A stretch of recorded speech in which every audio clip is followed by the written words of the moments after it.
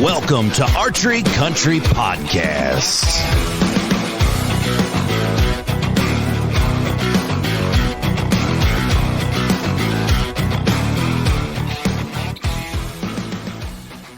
Hey, ho, Elena, welcome back to Archery Country Podcast. This is your host, Wade, and today it is February 23rd. For those of you that will live in the Midwest, you understand, especially right here west of the cities or northwest of the cities, that we got absolutely dumped on with snow. It's about 40 to 50 mile an hour winds, gust, I should say, not steady, but gust, and it's a blistery, what degrees is it, boys? Like 10 above? 14, maybe, yeah. So welcome to the set. We got Keith and Dan. We are in the Rogers studio, and just so everybody is aware, we are doing this podcast during store hours, so if one of us got to step away, or if you hear the phone ring and one of us step away, bear with us. But we're just going to kind of lay back and chit-chat a little bit today about the Garmin product, something that we've never done in our 54 podcast episodes. Again, we try to release them every other week. We do take November off for hunting. And but this year we're going to try to have some bank. So, boys, we will start this. And like I said, warning, this is going to be a little bit more relaxed of a podcast because we changed the way that we are sitting. Two of us are looking outside at a snowbank that's 5.5 feet tall. And the entrance, if you've never been to the Rogers store, you can enter off. We have like our own little entrance off of the main street, that's South Diamond Lake Road. But if it's plowed. Right now it's not plowed. So we're going to see a couple Honda Civics getting stuck here soon. So and unfortunately our lot is not perfect yet, but hey, we did bust our butts and blow the sidewalks for you, and we got a path so you can get in. Now, for those of you that are listening in Kansas and Oklahoma and California, you have no idea what snow is like this. Maybe in Colorado they do, but so it's going to be fun. Garmin products. Why are they so sought after? What are they, first of all, and how do we use them? And we're talking about Garmin. Now, most of you in the outdoors know about Garmin as far as fishing graphs, and you also have good watches, folks that hike a lot, and you also have GPS units. Garmin's kind of out there. They got everything, yeah, for the outdoor industry. What we're going to kind of concentrate on is going to be their sights. So for the compound bows, we have a couple different models, 3 or 4 models, and then also for the crossbow, I think it's a couple years old.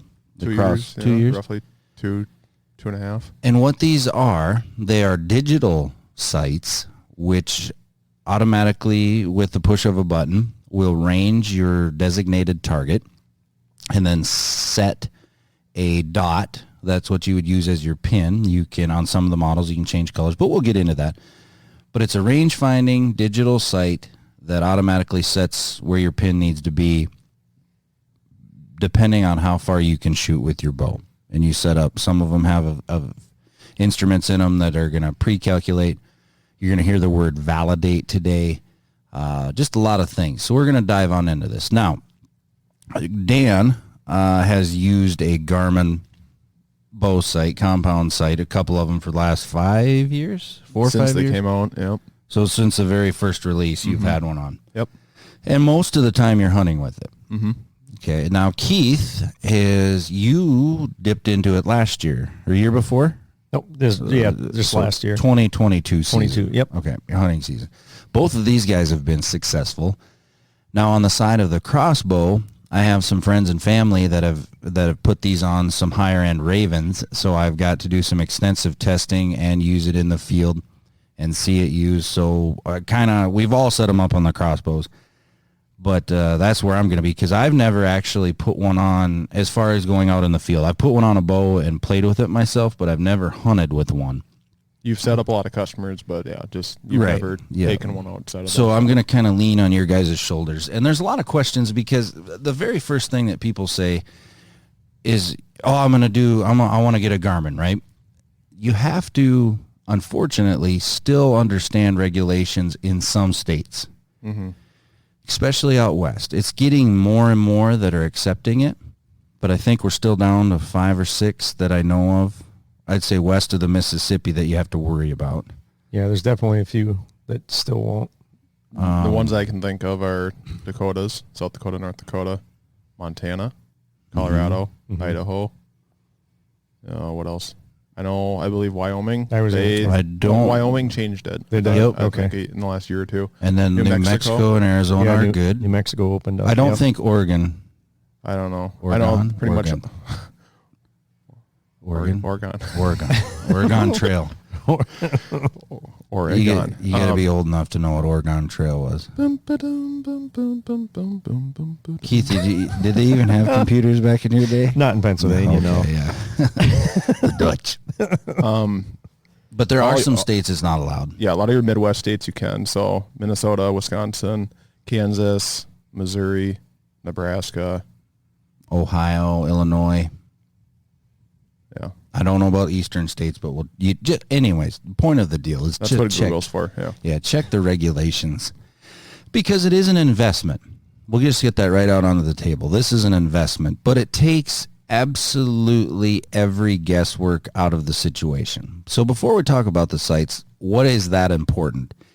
This day and age, we're shooting extremely fast bows, very efficient bows. We have arrow setups. A lot of guys will dabble into the heavy arrow build, and that's where I would say this is an absolute must. But here's a situation that I'm going to roll out for you. For example, you're sitting in a new area, new plot, so you don't have your stakes or you don't have your trees marked out, which I don't do anyways, but you do have a rangefinder, right?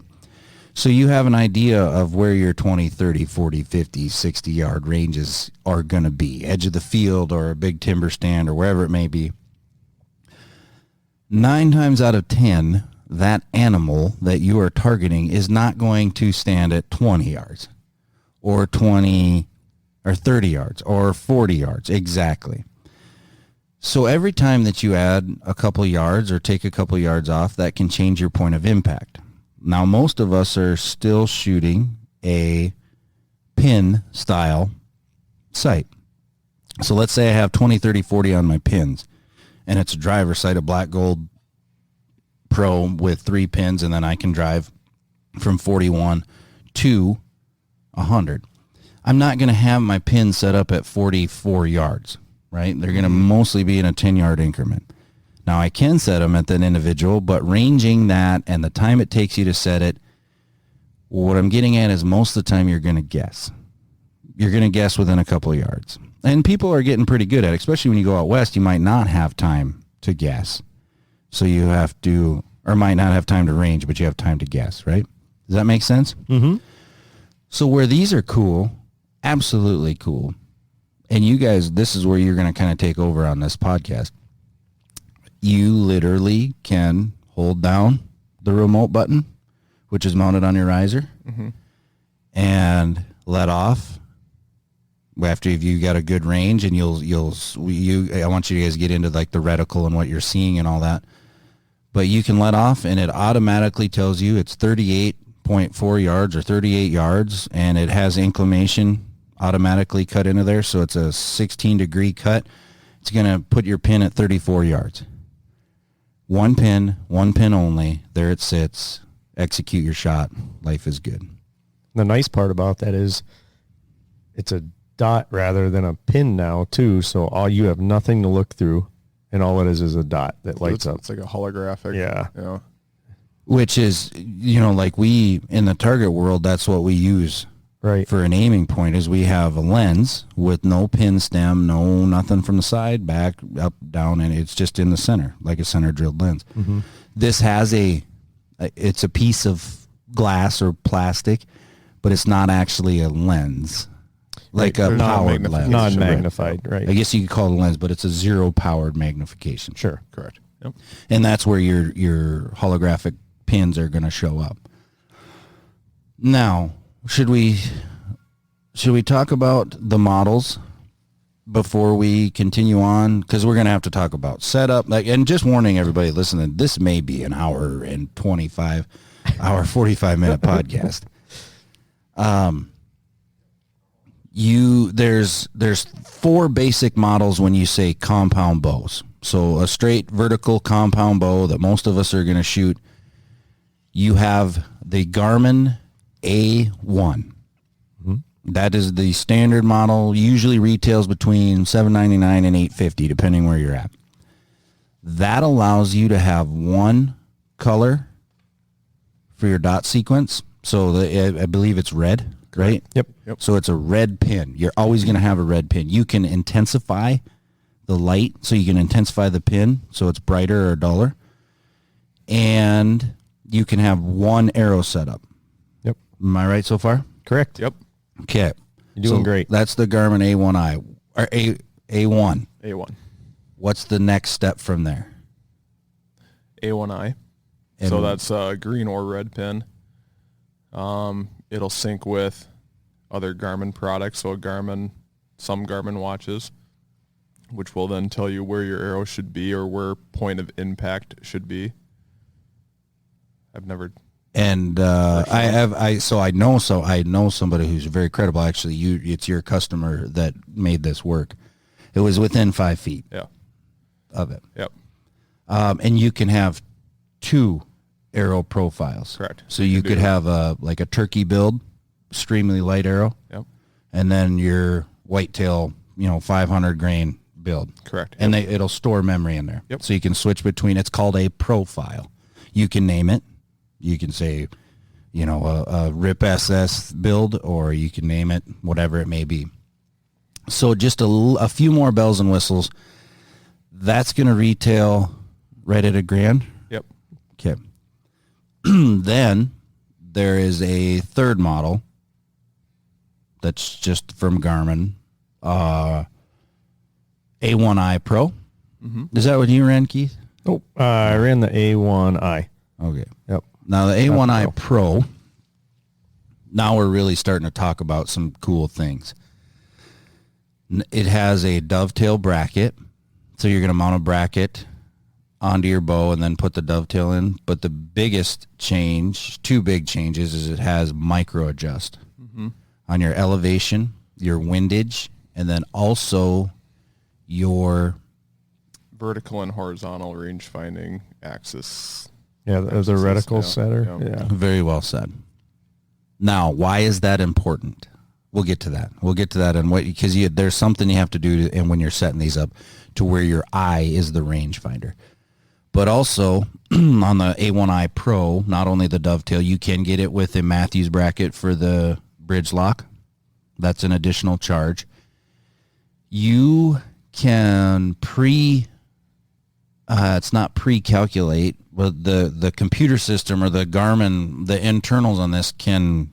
It's a completely different software than the A1 and A1i. So you can type in your feet per second of your arrow, draw length, and then once you sight it in, you can take a couple different measurements from sight to arrow and throw to the grip to your sight, and it'll pretty much know what your arrow drop should be out to. Yeah, it should build your stack. Yeah, out to 80. I believe so. Otherwise, it might go further. Yeah.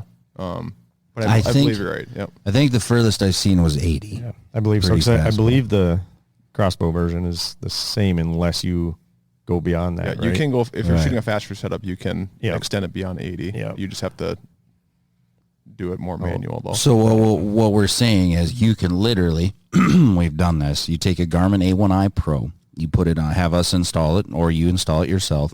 If you can read, you can run through this setup as long as it's set up correctly. Now you're going to get a 0 marker, 20 yards. You're going to enter, again, you said feet per second, your arrow weight, your arrow diameter, your measurement from arrow to sight when your rest is activated up, also from sight to throat. And that's giving you that's a ton of information. For those of you that know what Archer's Advantage is, it's using a similar, what's the word? Not calculations, but analytics is not the word either. Algorithm. Yep. Gosh, I was on it. It was right there. I've seen it. It was right there. Anyways, it's pretty accurate. It's very accurate. Yep. So now I told you earlier, you're going to hear the word validate. It does give you an option to validate your pins or if you can choose one or the other. You can skip validation and the Garmin says, here you go, you have pins out to 80. Or you can validate, and let's say you go back to 50, you'll range 50, then you're basically sighting in your 50-yard pin. And again, if you can't read or if you can't see the screen, you got to have some help on that, because it'll say, did you hit the bullseye at 50 yards? And you say yes or no. Did you hit high or low? And you actually have to go down and measure. It's a very, very detailed process if you're going to validate that. Now, back up to the Garmin A1i and the A1, you're going to get set up at 20. Then it's going to have you back up 10 yards. Once the rangefinder reticles. Yep, once we have a reticle. Then you back up 10 yards and do the same thing with 30. Did you hit the bullseye? No. Did you hit high or low? Low. Your lefts and rights you're going to take care of. And it'll walk you through this on the screen. Yep. So it's nothing. What I guess what I'm getting at is there's different models for different things, but it is not overcomplicated. If you have an iPhone, you can figure out a Garmin site. Yeah, if you can set up a new TV at home and hook up to Wi-Fi, you can set up a Garmin. It's that easy. Yeah, they do walk you right through it. It's overwhelming to look at, and you just like you say, it takes you step by step. For us, let's just say we set up 300 of these last year. It's annoying. We skipped through it so fast, and we're like, and then we got to take it for granted. Like, okay, hang on. I got to go back and show the customer this just in case. But it takes maybe 10 minutes for you to install it, 10 minutes to sight it in. Probably. Done. And I'm asking you guys, I keep looking at these guys because they literally, Dan's had one since they're released. Keith set his up. You shot 2 deer with it. How far? 32 and 22, I think, something like that. The other one was close, but those shots are stored, so we can go back and tell. We can double check it. But even your practice, all those shots are stored, right? Do you know how many? I have never played with my shot counter, no. But you can. You can, Yep. All right. So the basis, there is another model as well. The A1i Pro also has a Waite version, which is going to be the Picatinny mount that we can put on the front of the riser. Believe it or not, it lightens it up quite a bit. It's the exact same technology as it's an A1i Pro, just a Picatinny mount. Different mount, Yep.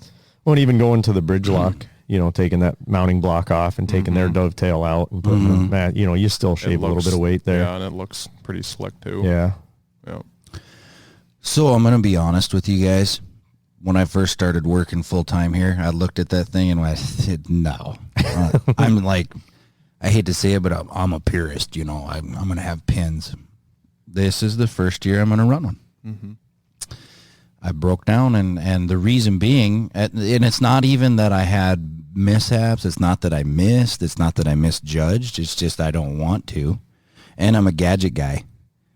And I got to watch. You're more gadgety than all of us here. So, yeah. I don't know. It's kind of a, well, you've been kind of, asking me why I haven't for the last couple of years. And I didn't even know you were interested, Keith. And the next thing you know, you had one on. Well, the big thing for me was, these guys helped me figure out that it was probably a good idea shooting a lower poundage now. That's right. Yeah. That's why we did. Yeah. It helps you. The slower your bow, actually, you're probably better off having a Garmin. Absolutely. Yeah.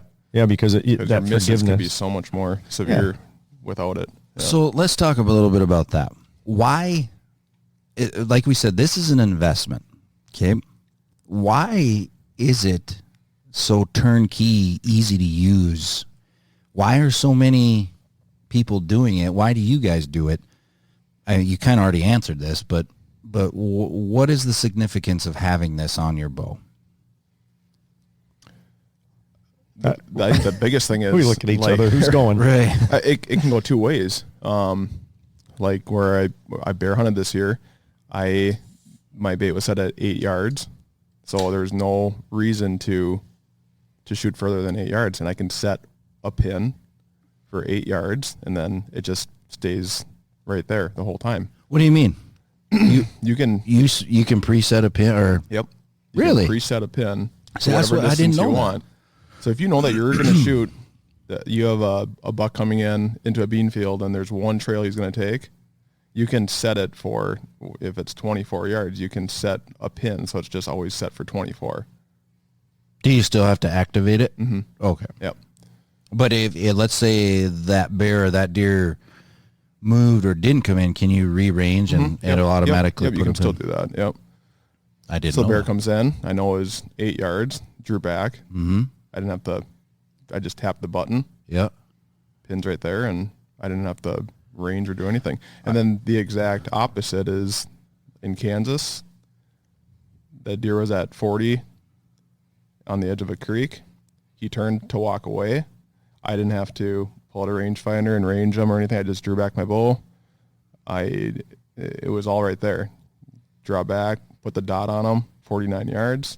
If you want to stop him, you can, or whatever, and that was it. For rut hunting, it's awesome because no matter where that buck is, if he's chasing a doe or whatever, and if he's set for 20, and he takes off chasing that doe, and you stop him at 37, that's all you have to do is stop him, range, kill him.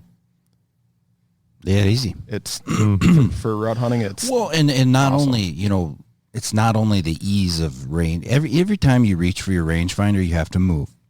Your release hand has to be off of your release. For the most part, your release has to be off the string if you're a right-handed shooter or left-handed. I guess you could hold it and then use your left hand, but what I'm getting at is you're moving. So if your buck is chasing a doe out there at 40 yards like you're doing, but you didn't see the doe that's 7 feet behind you, and you move, you could blow the whole deal. Where literally, what Dan is saying is you're at full draw when you're ranging this animal and setting your pin. So you already started your shot execution. Now you're just going to start your release execution after the pin set. You never have to let down. Yeah, you can you can constantly range too. If you Scan just hold mode. down if you just you can hold it down, and if he is chasing that doe the whole time, you can scan him the whole time. And once you let off, it's set. Yep, kill him. Yep.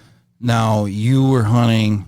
Were both of yours in the thick timber? Or were you not real thick. field edge? Yeah, one was on an island, but it was pretty open. That was the closer shot. The other one was in the timber, but really worked out nice because, like I say, me shooting lower poundage, You were shooting 50.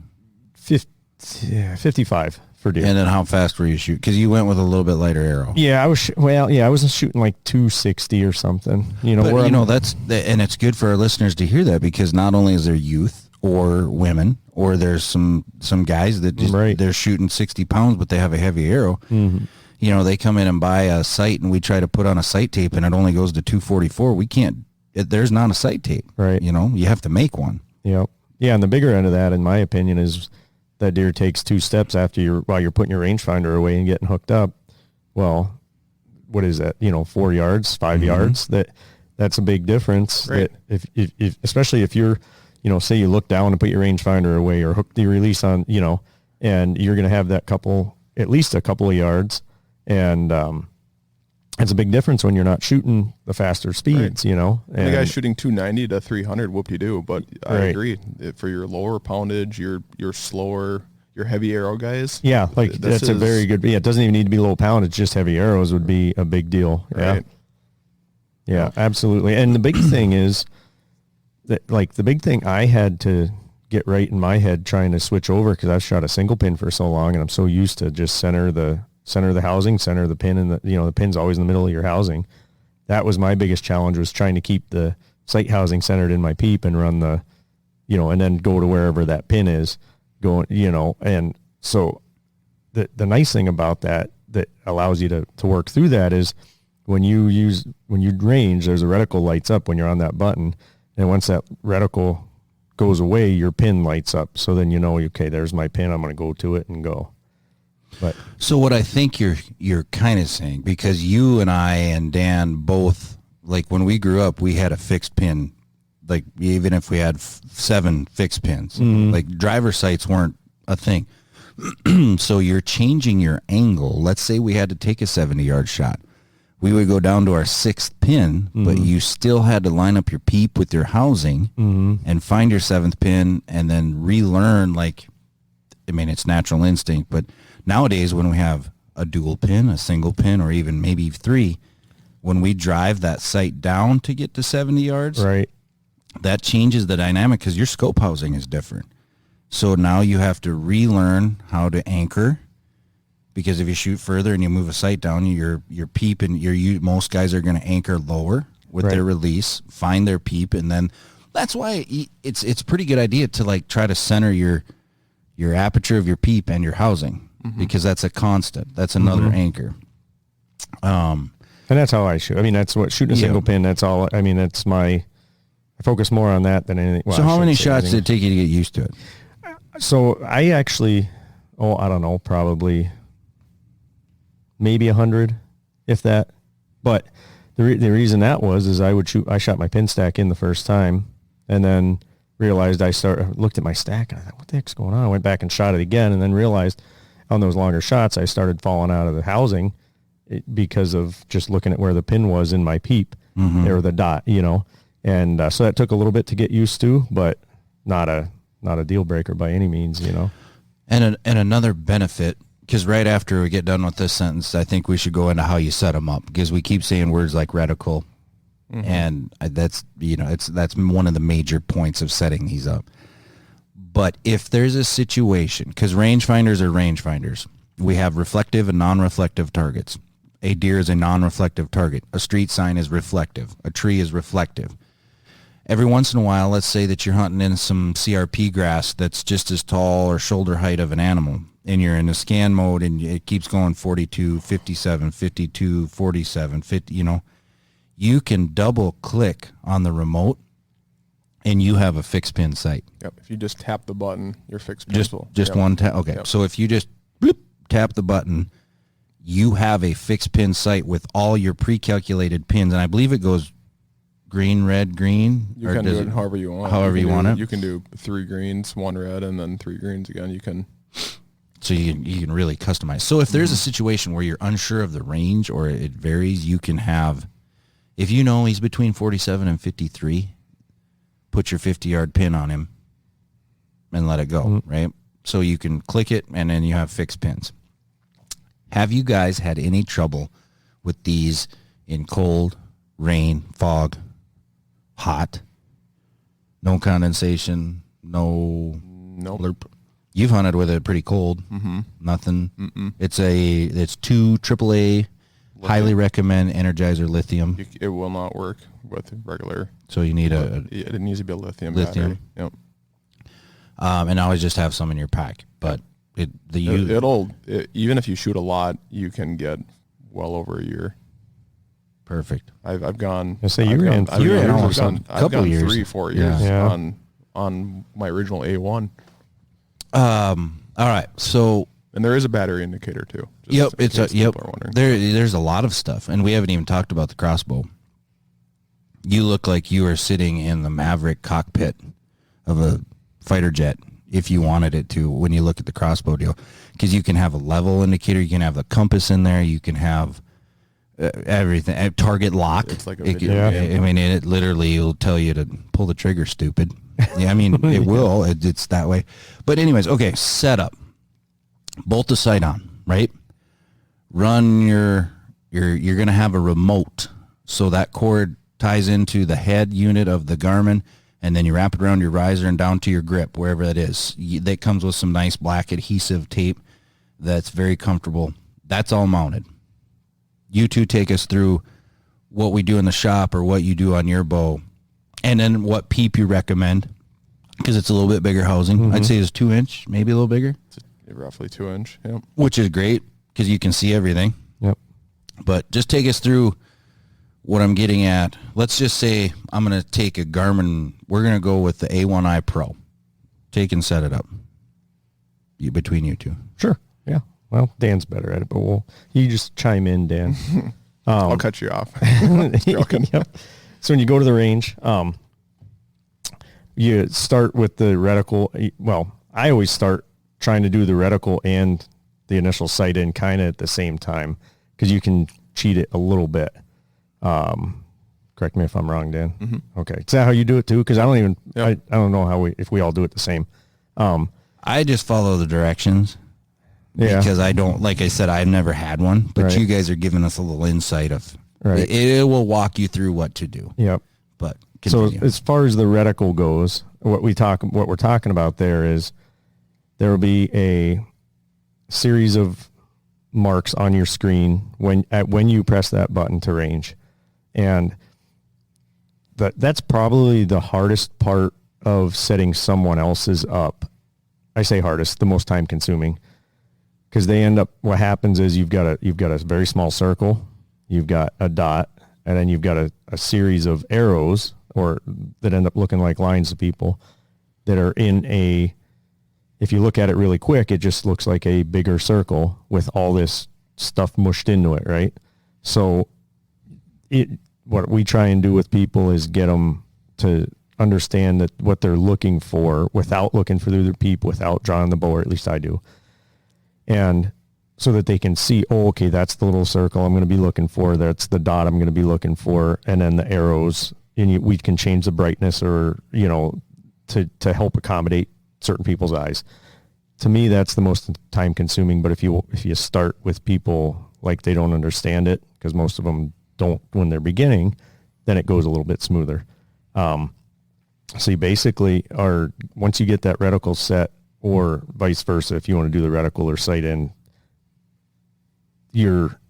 what you're doing with that reticle is making sure that when you draw that bow and you hit that button, that rangefinder is pointing exactly where you're looking in the middle of your peep. And to me, that's the most important part of the entire thing. Because if you're not, like we've had people that tried to set them up themselves and end up calling in and saying, hey, I was ranging, I shot at a deer at 20 and I shot way over his back, and, then we bring it in and they said, well, the reticle's off. So from there. So you're setting your arrow speed and then also, Yep, there you go. Yep. And then once you do that, like Keith said, basically the best thing to do is go to 20 yards, sight in your 20-yard dot.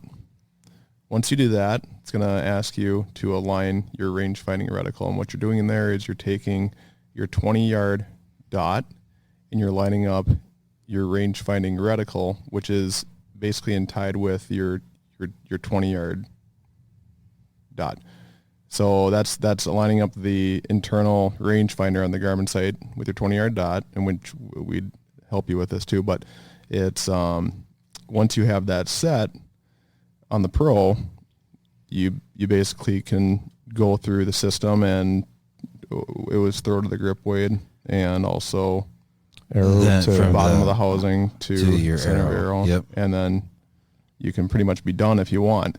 Now, if you're talking an A1, which is the base model, or the A1i, once you sight in at 20 yards here and you get your range finding reticle set, you then need to step back 10 yards to 30 yards.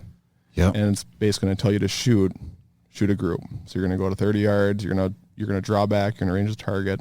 It's going to say, do you want to use 30-yard range? You're going to hit yes. It's going to tell you to shoot a group. If you shot 2.5 inches low, it's going to say, were you accurate, yes or no? You just scroll to did no. You hit the bullseye? Yep, exactly. You would hit no. It's going to ask, did you hit high or low? You would hit low, and you would scroll to 2.5 inches, and it's going to say, shoot another group.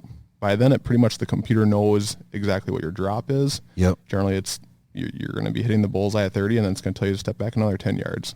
And that's what we're doing with the A1i and the A1. And the A1. Correct. We're validating our pins. Yep, exactly. And with any of the A1s, what we're going to end up shooting the stack in. So when they leave here, when they turn their rangefinder on or their sight back on at home, it'll be telling them to move back 10 yards. Yep. And that's where they're going to start again. And that's everything. Yep. So your 20 will be done when you leave.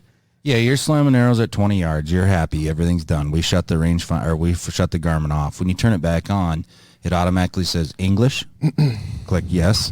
Yards. Click yes, and it'll say back up to 30 yards. Continue pin calibration. Yep, and then it'll say go to 30 yards, and then you have to range. Now, to rewind, why is this reticle important? Why can't I just hand Dan my bow and do that? Why can I not take Joe Schmo's bow? We can get it close, but every archer has different torque, different grip style, different anchored positions. So yes, we should all look through the peep the same, but if you grab that bow and torque it, that little green circle that you need around your dot is going to be to the left or the right of it. So we need to set it up with the shooter. Again, to reiterate, why is this so important is so that when you are running your bow and ranging with your Garmin, it's ranging what you're looking at, not what I was looking at or not what I do with your bow. Exactly. Draw links are different. Mm-hmm. People's faces are different. We've gotten really, really good. We'll take the bow, rather it be the A1 or A1I or whatever it may be. We'll walk in the back room. We'll get it so that it's pretty close. So then when we go, like he was saying, we go over and the guy holds it up and kind of finds where that circle is. He knows what he's kind of looking at. And then when he gets to full draw, it's not, the arrow's pointing down and to the left. Or there's 3 arrows. Because it'll tell you what it's doing. And again, this is all in the Bible of the Garmin, and it's also on the screen. Right. Especially there's a lot of A1i YouTube Pro. videos for this too. So it's like trying to explain to somebody how an iPhone works over a podcast. It's tough. Yeah. But regardless, if you It buy is one not- from us, yeah. it's a free setup. So we'll We do it help all. you. We'll have guys that'll call us, let's say they bought it in May and it'll be August. They're getting ready for their hunt. And they're like, man, Dan, I'm missing a step. And the cool thing is we grab ours, we turn it on, We can walk you through done. it, yeah. And over the phone, and you'll be on the range, and then they hit center and they're happy. Now that we have kind of that setup on there, another extremely cool deal about the A1i Pro is we have extended range. So the housing is only big enough for, let's take example, your bow that you shot last year, Dan. What was your furthest pin that it would allow you to shoot? I think 87 or something. And did you have the Pro? I forgot to ask. No. Okay, so now this year when you have the Pro, Yep. if you wanted to, you can have a whole nother sight bracket extended down from 80 to 160, maybe. And this is on a video. We can even attach it's from Garmin. The guys at Heartland Bowhunter did this, and they did it. Vit showed you. So you can have your max distance at the standard setting, 80 yards. You can drop. You take and memorize where that's at. You can drop your whole bracket down to where your arrow still clears, and you have your extended range, or what they call a sharpshooter range, or something. It's labeled in there, Pro setting, and then you can have your extended out. Because it only goes as far as your bow can shoot in that housing. So how does that work for your range finding reticle then? If you're moving your housing down? Again, that's on that video. Gotcha. I've never heard of that. So Yep. no, After new. this podcast, I'll bring it up so you guys can see it. And you'll never, I'm going to say this, you're probably never going to do this in the field. Oh yeah. It's just for, I assume if somebody took this to a tack event and you had to rip a mountain goat at 120, now you can do it. Or just going out and playing. Yeah, right? recreational. Yeah. But Right. that is available on the A1i Pro. What are you going to run this year? Do you know? I don't. I might just run that. What same you have? one. Yeah. That's the A1i. A1i. Yeah. You're going to run the Pro. Mm-hmm. I hate to say it, but I'm probably going to run the Pro. Maybe. I don't. Jack's got a A1, I believe. Oh, he does. Yes. Yeah. A1i. A1. A1. Yeah. Now, Jake, the owner of Archery Country, like you, has had one on since the beginning. Mm-hmm. He's got 4 different bows set up right now, and there's 4 Garmins on them. Yeah. He unless he's going to a state where it wasn't allowed, but I don't think he's gonna. He won't shoot anything but a Garmin. He will, like, unless he he's going lives and breathes it. Yeah. I would even say, let's say you're getting a setup, and instead of buying a really nice stabilizer set, like, you're going to probably hear maybe pushing towards this more than that. And I'm starting to understand why. Well, when you look at it, so an A1, which is probably our best seller, Yep. that's their base model, $800. Yep. What does a good rangefinder cost you? Oh, yeah, right full- here, $399, $499, $599, $680. Yeah. Right And there. a sight. Yeah. And then What's a sight cost you? right? Exactly. Good sight. Minimum? $300. Yeah. Well, 200. Yeah. Yeah. People will ask, is it, why would you spend that much on and then they come over and start looking at the Why wouldn't you? rangefinders, Right. and With I'm like, well, angle compensation. right. Yeah. That's a big thing. That's the Right. perfect time. And it If could you're totally looking at, save your hunt too, because then you're not screwing around with a handheld rangefinder. right. And let's say you're coming in for a restring. Like, perfect time. I want to update. Well, why not make your life easier? Yeah. An update, just get a sight and strings, and we've breathed the life back into your bow. You can take a 10-year-old bow, and now you're going to be as accurate or more accurate than you've ever And been. like I said, if you're shooting an older bow, this Yes. helps even more. Because if you're shooting a slower bow or if you're shooting a slower setup, this is where it's going to help you. All right, let's drive into this. The most expensive Garmin product on the shelf, besides the live fishing graph. It is the Garmin X1i. That is for crossbows. I think you can mount it on any crossbow that has a Picatinny rail mount. Mm-hmm. That dude right there takes all of the guesswork. And the first question you're going to get is, well, I already shoot a crossbow that shoots 400 or 430 feet per second. Why do I need, why? Here's why. That's a lot of circles to go from 20 to 100 yards in your scope. That's a lot of clutter. That's a lot of in the heat of the moment. Again, I range, that deer's at 68 yards. So I'm going to use my 70-yard circle, hold on the heart. Try to remember that. Try to do it efficiently. It can be done, but why not make it simple? You got a little trigger remote right by we usually mount it on by the trigger block, so your forefinger or your thumb, or you can have the button up on top of the scope. Range, shoot, done. Now, I have used the pre-calculated, that your crossbow is now sighted into 80 yards. Mm-hmm. In a situation like a crossbow, because we shoot so incredibly fast that we're shooting a 400 grain bolt between 390 and 414 grains. You lose more velocity at longer yardage shooting that fast. So I strongly recommend validating your pins if you want to shoot longer. And also you need to do that if you want to shoot further than 80 yards. You have to validate your pins. You got to go back to 100 and range it, set up that. Yeah, however far you think you're going to shoot. Like Chad Little's. Yep. He said he wanted to shoot to 130. Yep. So I brought it home. I ranged at 130 because I was like, I got a big enough target. I should hopefully hit it. Yep. I smoked the X. It was incredible. It knew exactly, after typing the feet per second of that bow, I think it was an R29X, typing in it was like 438 or something for feet per second. It was spot out to 130. And I took Mike Kohlenhofer's, and that's actually the second one I did. Out at the farm, same thing, the fence is 132 yards. I went, checked my 80. It was within 2 inches. Then I went 130. And then the same thing. It was done once you validated your pin that far. The crossbow scope is actually not any heavier than a standard scope. So you're not adding, it might be a couple ounces, but yeah, it's not. I like how short it is and compact. And when you talk about your optical viewing, like, when you get closer, your eye relief on a scope, they're very easily to focus in. You have a focus knob on the eye cup, and you can control your intensity of your brightness on all of that stuff that's going on there. You can also change your color. So you can go green, magenta, blue, purple, red. There's a plethora. I think there's 7 colors. That's ton. Yeah, I think you're right. And all these Garmin products too, they actually all have auto dimmers too, if you want.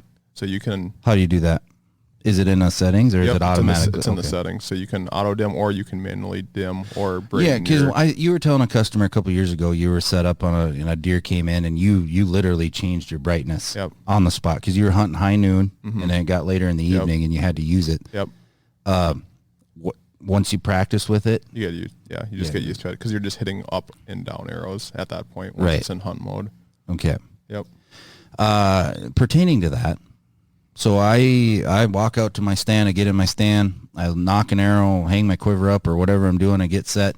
I just push the power on button. Hold it down for 2 seconds or so and it'll power on. You'll see the Garmin symbol. Yep. And then it's in hunt mode. And it's ready to rock. And all you have to do is wake it up. Yep. It goes to sleep, but it doesn't shut off. Correct? Yep. Yep. For all day sit? Oh, yeah. Yeah. I like I said, that A1, Oh, yeah. that A1, I had it for 3 years and I never changed the battery. Okay. So you can take the guesswork out of it. Yeah.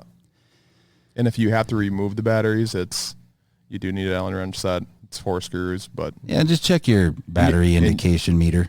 yeah. You know? And it's a lithium battery, so if you're hunting super cold weather, it could jump around a little bit, but I wouldn't be concerned about it, honestly. Honestly, I just tell people, replace your batteries every year. You don't need to. Right. But you're just going to guarantee that you're not going to have any insurance. issues. Yeah. And honestly, not to overstep you, but you get free tuning and adjustment and setup most of the time when you buy a boat. The same thing goes for this. You can come in a year and say, hey, Keith, can you walk me through it, or just maybe check the software update because I don't feel comfortable. I don't have an account set up. Boom. Takes us 35 seconds. Might as well replace batteries. Boom. $12. It's uncommon to do a software. They don't have it's not like an iPhone where every 4 months you have a new software update. It's usually not super common to see a software update unless they change something.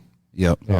Like when they first released the A1 5 years ago, they had a couple different updates, a couple glitches and whatnot that it just cleans up. But it's not like Nothing it sends an email every 3 months. Right. You need to do a software update. You don't need to. Right. The other thing too is when you change your batteries, you do not lose any Your settings either. Right. It's all stored inside. So if you pop out the batteries, put new ones in, you do not lose anything. And it's great. Like you say, if you step up to the A1i or the Pro model, you can have 2 different arrow builds. I know people are like, well, why would you do? Who cares? Well, this day and age is different than 1990. People don't just build one set of arrows. Like we have guys that shoot these 3D events, these TAC events, and they shoot indoor. It's a light arrow setup or it's a heavy arrow setup. That dude made it. No way. He did it. Yeah. Well, a 4-wheel drive Chevy. That was a Ford. It was not. It was. Baloney. I'm not a Ford guy, but that was a Ford. I'm surprised it's not stuck. Anyways, we had one officially made. Didn't come in the parking lot, but he must have went to Taco Bell. He'll be highly disappointed when they're not open. But if you are or somebody that wants to dabble with the extreme FOC or, hey, I want to try a 525 grain arrow, boop, go to second arrow setting, set it up, rock and roll. And you still have your light arrow setup or middle weight arrow setup. One thing, too, that I know you mentioned a couple times was validating the pins, Yep. And well, that's because I'm a geek. Well, no, one thing I was going to mention is the nice thing is, too, that if you find that your pins aren't perfect when you're out in the field and you're shooting, you can take each individual, you can go to whatever pin you need to and make your adjustments without having to start over. Yep. You can say, oh, you know what, I'm hitting a little bit low at 60. Yep. You can go out there, you can adjust your 60 pin, resave it. I'm so glad you brought this up because when we're doing all this, at 20, we're actually moving the housing with our elevation and our windage knobs. Yep, good point. Yep. When you're doing your 30, 40, 50, 60, 70, 80, whatever it may be, you're moving the pin in the housing on the actual computer system. Do not move your housing after you have your reticle set up and your 20-yard pin set up. Now, I didn't think of this until you said it earlier. You had a pin set for 8 yards. Let's say I'm sighted in at 20 and the grace of God put a gobbler in front of my blind at 3 steps. Mm-hmm. Does it range and set it or does it go to 20? No, it wherever it needs to be. Where it needs to be. Yeah. And that's a big thing.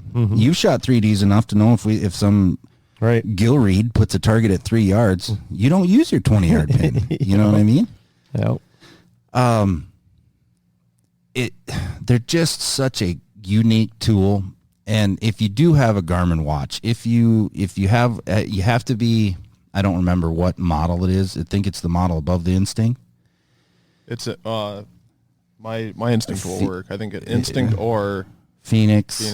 And so, yeah. Anyways, so you can dial that all in and they will talk to each other. So if you're not shooting lighted nocks or something happens and you shoot an animal, you can go to your last shot, yes, and it says 58 yards. Okay, so you know from your tree it's 58 yards, but remember, we don't have a rangefinder.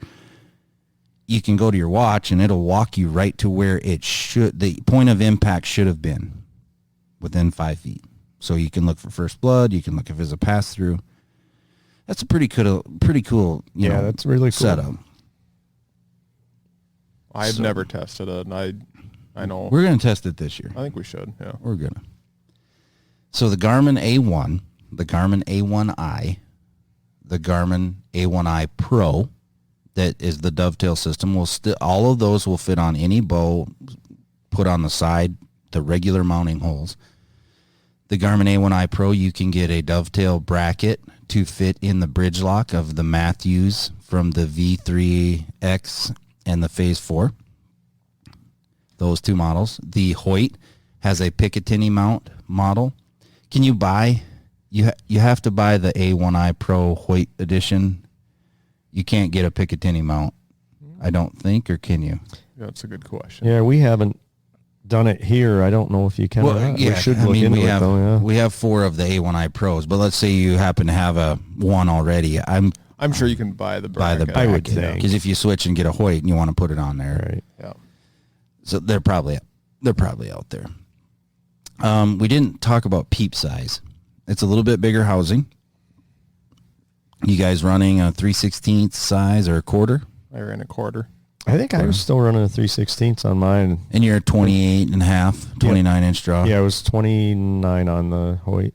So if you're a shorter draw, you might be able to get shorter than 29. Probably a 3/16 is okay. Quarter, better lighting. If you're longer than that, probably a quarter. Or opposite. I meant to say opposite. that if you're shorter, a bigger peep must. Yep. Longer draw. You could probably get a 3/16. Yep. So 29 and above, you can get away with what you want. I'd say 28 and a half and lower, you're probably going to go a quarter inch peep. Yeah. Just so you can see, because there is a level. There is an instrument gauge on the top that tells you yardage, tells you your angle cut, tells you what it's going to set for. Is that important in the heat of the moment? No. You're probably not. Your level is, but you're going to look at your range, but you're not going to look at your right. Yeah. You're not going to fixed on it. You're not going to be fixed on the top of that. Right. We always have something here that you can look at before buying. Mm-hmm. Usually we have 1 or 2 mounted on a bow that you can kind of play with. There's a demo mode. Usually we have that on. The crossbow scopes fly off the shelf. So not every day will you have a crossbow scope, but we'll get it out and we'll treat you right. There's a ton of YouTube videos on this. Turkey hunting, I guess, is going to be the first that I will use it. You guys, are you turkey hunting this year? With the bow? If I turkey hunt, it'll be with the bow. Probably. I think I probably will. Do you have your Garmin mounted yet? Do you know what bow you're putting it on? No. Okay. You don't either? Or you do? I don't see your bows every day. I don't know what I'm going to put it on yet. Turkey hunting? No. Yeah. Hard no. It's all right. It's all right. You could bowfish with it, I guess, if you wanted to. Yeah, green or red pins on the standard compound for the A1i and the A1i Pro. Just red pin for the A1. Mm-hmm. You don't need anything more than that. Are we missing anything? I don't think so. Again, you're going to want to be somewhat present. You can always change it, but when we set your remote, I like to use my middle finger on my grip. I don't know what you guys like to do. That's what I do also. It's on the front of the riser. I guess you could put it on the side, but your thumb side, not the palm side, but your thumb side. You could reach around, but usually if you're holding your bow correctly, you're just going to touch it with your middle finger. Yeah. That way it's, less torque inducive or any of that situation. I'd say we set at least 90% of them that way. At least, once in a while, somebody will ask to move it, but we have more requests to move the crossbow. Right. Some guys like it in the forefinger. Some like it on the thumb. Mm-hmm, you can run it right or left-handed. Yep. They are right-hand or left-hand specific on the compounds. On the compounds. Mm-hmm. Yep. Crossbow, it doesn't matter. You got it. What else should we talk about with this? We have another, it's not just Garmin. There is one other brand that we do carry for the crossbow. Or we do have them for both. That's the Burris Oracle X and the Oracle 2. Gives you other options. Not as enjoyable, I would say, to when you're looking through, because you actually have a pin stem. So there's a vertical rail in the compound. I would say hands down, if you're going to put down that kind of money, Garmin is the number one seller. There's a reason for by it. By far, yeah. I'd say it's 20-1. Absolutely. If not more. Yeah, more probably than that. But you can find them at all of the Archery Country locations. I believe they're online as well. Brainerd, also Waite Park, and here in Rogers. More than happy to show you the details. Hook them up, watch some YouTube videos, and come in and check them out. That is the Garmin products. It's the bow sights and also the Crossbow sights. Guys, it's been an enjoyable morning. We're going to get to... we didn't have one customer. No, we had some phone calls. Yeah. But it'll work out pretty cool. On behalf of everybody at Archery Country, we surely appreciate you guys. Make sure that you subscribe to our YouTube channel. Also subscribe to this. Leave a review if you don't mind. Kind of helps us out in the whole deal so we can give you some more great content. On behalf of everybody, see you on down the road.